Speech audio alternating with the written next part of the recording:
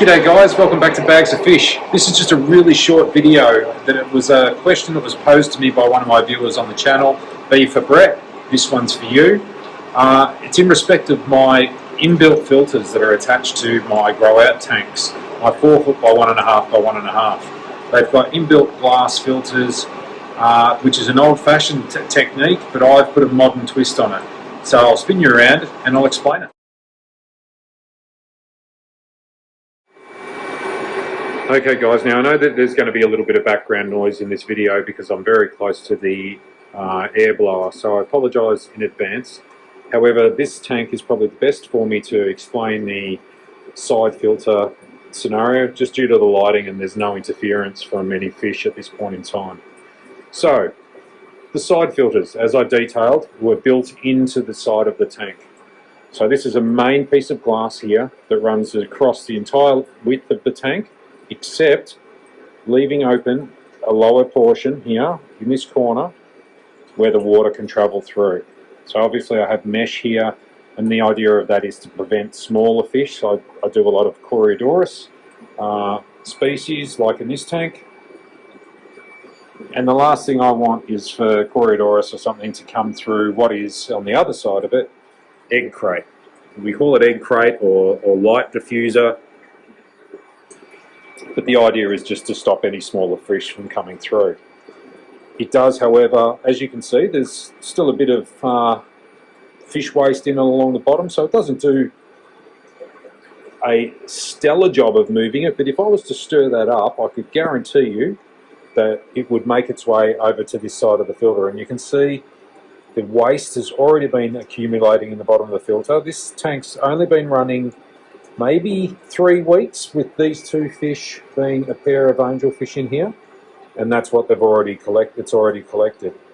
So the detritus or the fish waste comes in, and the heavier side of it will sit and wait at the bottom here for me to come along with a siphon hose or anything like that and remove it, I suppose manually, or as you can see there's a bulkhead in the bottom of mine.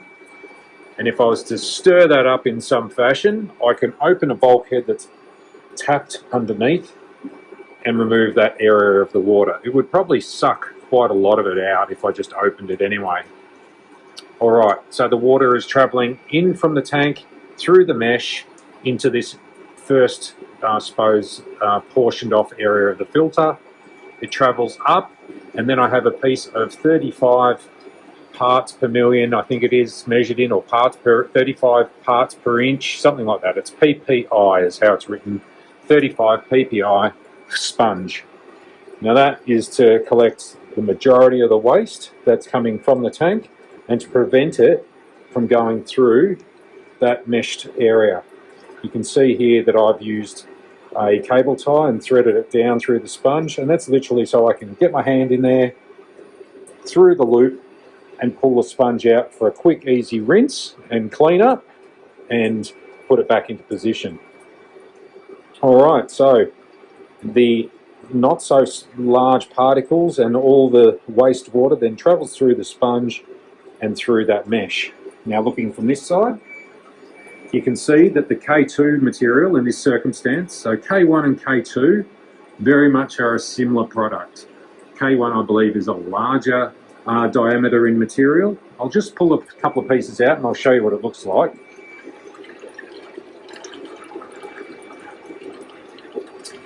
Alright, if I can get the phone to focus on these.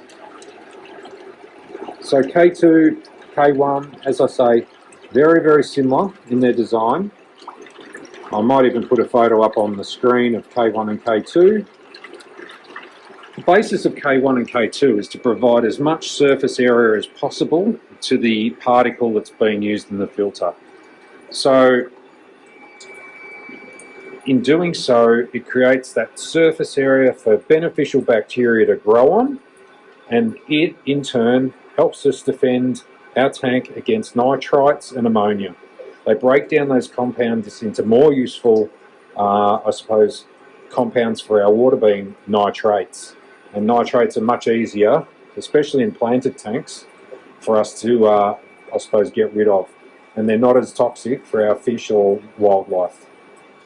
Alright, you can see down the bottom, the moving bed media is being tossed around. Oops, I nearly fell over. Tossed around by these two air stones, non-block air stones, at a high rate. And I've probably got that turned up a little bit too high, but that doesn't really matter. The angelfish have come over to join us. So you can see in the process of that it's actually creating a bit of a whirlpool effect, so that all of the media is being utilised, and only a couple of pieces are caught down in the lower matting, but all of it's being utilised in the side filter.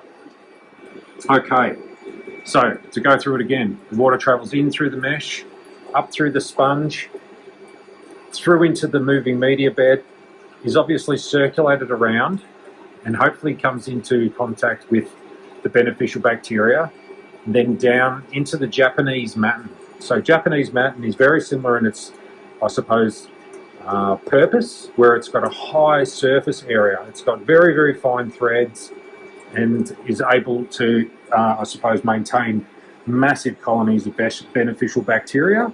However, in this case, for me, it's a double-edged sword, because I also use it to block off the area to the uplift.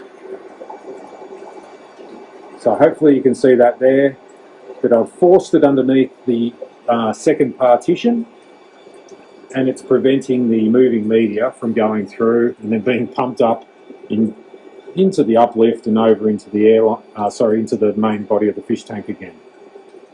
If the angelfish move out of the way, that's a 20mm pipe for an uplift. I'm not running an air stone, but you could if you wanted to. I'm just fortunate that I've got the air blower and I move enough volume of water to make that overflow. So if you really wanted to, for a side filter, I've got a bit of sponge here at the top just to stop some of the bubbling up to the light. But at the back there, you could put your heater down into there if you were running one, and that would also create a great sense of circulation for the water past the heater, and then you wouldn't have to have your heater in the main body of the tank either. So I hope, without me putting up some images, that gives you a greater understanding of what the side filters are in the Bags of Fish fish room. Thanks for watching. See ya!